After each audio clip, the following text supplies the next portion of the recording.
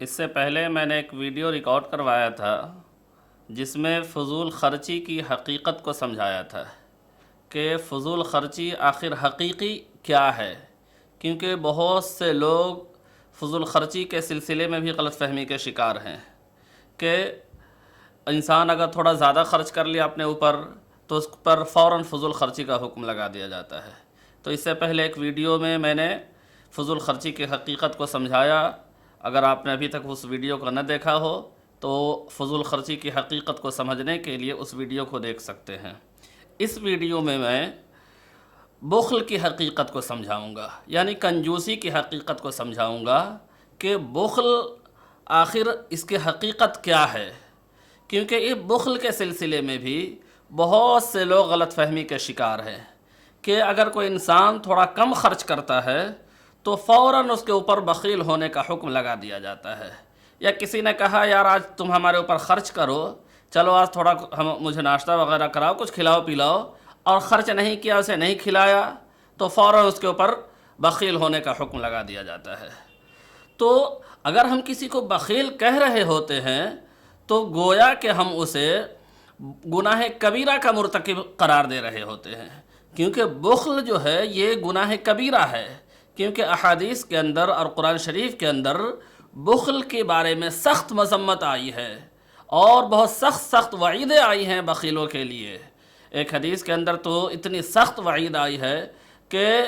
نبی علیہ الصلوۃ والسلام نے فرمایا کہ جو انسان بخیل ہوگا وہ جنت کی خوشبو تک نہیں پا سکتا ہے،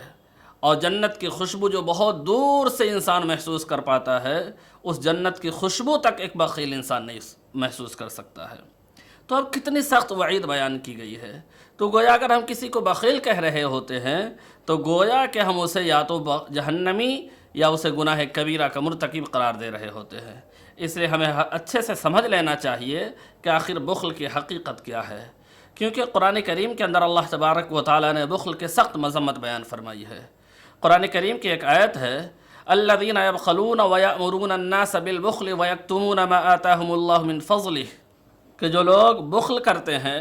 اور دوسروں کو بھی بخل کی تلقین کرتے ہیں، دوسروں کو بھی بخل کرنے کا مشورہ دیتے ہیں، تو اللہ تبارک و تعالیٰ نے ان کے لیے جہنم تیار کر رکھا ہے۔ اور اسی طریقے سے دوسرے جگہ اللہ تبارک و تعالیٰ نے فرمایا وَلَا يَحْسَبَنَّ الَّذِينَ يَبْخَلُونَ بِمَا آتَاهُمُ اللَّهُ مِنْ فَضْلِهِ هُوَ خَيْرًا لَهُمْ بَلْ هُوَ شَرٌّ لَهُمْ سَيُطَوَّقُونَ مَا بَخِلُوا بِهِ يَوْمَ الْقِيَامَةِ، کہ جو لوگ اللہ کی دی ہوئی چیزوں میں بخل کرتے ہیں وہ اپنے لیے اس بخل کرنے کو بہتر نہ سمجھیں، بل ہوا شر لہم، بلکہ ان کے لیے بہت ہی بری چیز ہے، سیطوقون ما بخلوا بہ یوم القیامہ، جس مال میں وہ بخل کر رہے ہیں اس مال کا طوق بنا کر کے گلے کے اندر ڈال دیا جائے گا۔ اس آیت کی تفسیر دوسری حدیث کے اندر ہے کہ جس مال میں انسان بخل کرتا ہے، اور بخل کیا ہے دوسری حدیث کے اندر اس کی تفسیر ہے کہ جس مال کا انسان زکوٰۃ ادا نہیں کرتا ہے اس مال کا اللہ تبارک و تعالیٰ اس مال کو سانپ کی شکل میں بنا کر کے اس کے گلے میں لپیٹ دیا جائے گا، اور وہ سانپ اس کے منہ کو اور اس کے جبڑے کو نوچتا رہے گا، اور ایک حدیث شریف کے اندر ہے کہ اس کے سر سے لے کر پاؤں تک وہ سانپ نوچتا رہے گا۔ تو اتنی سخت وعید ہے کہ جو انسان بخل کرتا ہے تو اس مال کا سانپ بنا کر کے اس کے گلے میں ڈال دیا جائے گا۔ اب ظاہر سے اتنی سخت وعید ہے، اگر ہم کسی کو بخیل کہہ رہے ہیں تو گویا کہ ہم یہ کہہ رہے ہیں کہ تم ان سب عذاب کے مستحق ہو۔ تو بخل کی حقیقت کیا ہے؟ بخل کی حقیقت یہ ہے، جیسا کہ میں نے ابھی اس آیت کی تفسیر حضرت عبداللہ ابن عباس رضی اللہ عنہ سے بھی اور حضرت عبداللہ ابن مسعود رضی اللہ عنہ سے بھی یہ مروی ہے کہ بخل یہ ہے کہ انسان اپنے مال کا زکوٰۃ ادا نہ کرے، جس مال کا زکوٰۃ انسان نے ادا کر دیا ہے اب وہ مال بخل والا مال نہیں ہے اور اس مال کا طوق بنا کر کے گلے میں نہیں ڈالا جائے گا۔ تو بخل یہ ہے کہ جو حقوق انسان کے اوپر واجب ہیں یا فرض ہیں ان حقوق کو ادا نہ کرنا، یہ بخل ہے۔ اگر کوئی انسان اپنے اوپر حقوق واجبہ جو ہیں ان حقوق کو ادا کر دیتا ہے، مثال کے طور سے بیوی بچوں کے جو حقوق ہیں انہیں ادا کرتا ہے، ماں باپ کے جو حقوق ہیں، جو فرض اور واجب حقوق ہیں انہیں ادا کرتا ہے، پھر وہ انسان بخیل نہیں ہے۔ اپنے دوست پر خرچ نہ کرنے کی وجہ سے وہ انسان بخیل نہیں ہے، اور کسی اور جگہ پہ خرچ نہ کرنے کی وجہ سے وہ انسان بخیل نہیں ہوگا۔ اگر اپنے مال کا زکوٰۃ ادا کر دے رہا ہے پھر وہ انسان بخیل کے دائرے میں شامل نہیں ہے۔ تو بخل یہ ہے کہ انسان حقوق واجبہ کو ادا نہ کرے۔ مثال کے طور سے اللہ تبارک و تعالیٰ نے کسی کو مال و دولت دیا ہے، تو اب اس کے بدن کا حق ہے کہ وہ اپنے اوپر کھانے پینے پہ خرچ کرے، اپنے بچوں پہ خرچ کرے، اپنے بیوی کے حقوق ادا کرے، بیوی کا نفقہ ادا کرے۔ اگر بیوی پہ خرچ کرنے میں کمی کر رہا ہے اپنی حیثیت کے مطابق، وہ بھی شوہر جو اپنی بیوی کو خرچ دے گا، جو خرچہ کرے گا، وہ اپنی حیثیت کے مطابق خرچ کرے گا۔ وَلْيُنْفِقْ ذُو سَعَةٍ مِّن سَعَتِهِ قرآن کریم کے اندر ہے کہ حیثیت والے لوگ اپنی حیثیت کے مطابق خرچ کریں گے۔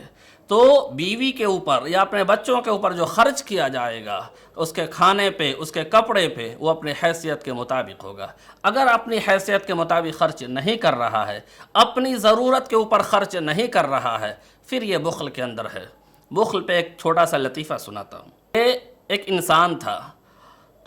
اسے روزانہ اپنے بچوں کے ساتھ روٹی کھاتا تھا گھی میں لگا کر کے، اور گھی میں روٹی اس طریقے سے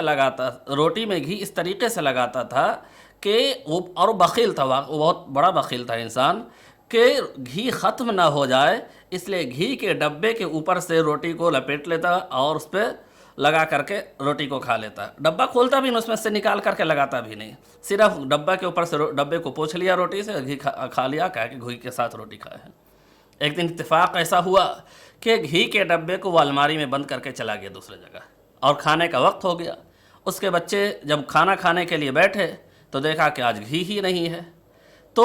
کھانا کھا لیا۔ کھانے کے بعد اس کے والد آتے، اس کا باپ آتا ہے،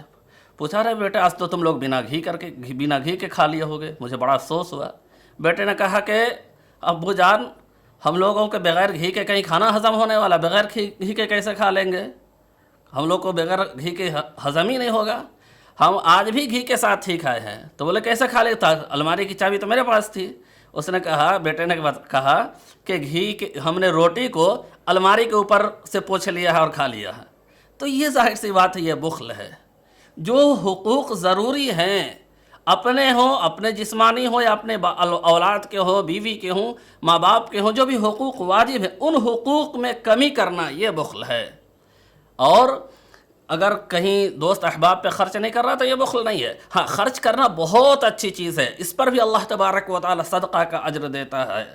اپنے بیوی بچوں پہ انسان جو خرچ کرتا ہے اس پر بھی اللہ تبارک و تعالی اجر دیتا ہے۔ دوست احباب پہ خرچ کرے، مہمانوں پہ خرچ کرے، غریبوں پہ خرچ کرے، زکوٰۃ کے علاوہ مسکینوں پہ خرچ کرے، بیواؤں پہ خرچ کرے، جو حقوق واجب ہیں اس کے علاوہ بھی خرچ کرے، تو اللہ تبارک و تعالی اس پر بہت اجر کا وعدہ رکھا ہے۔ لیکن اگر کوئی نہیں کرتا ہے جس کی وجہ سے ہمیں یہ حق حاصل نہیں ہے کہ وہ اسے ہم بخیل کا حکم لگا دیں، اسے بخیل قرار دے دیں۔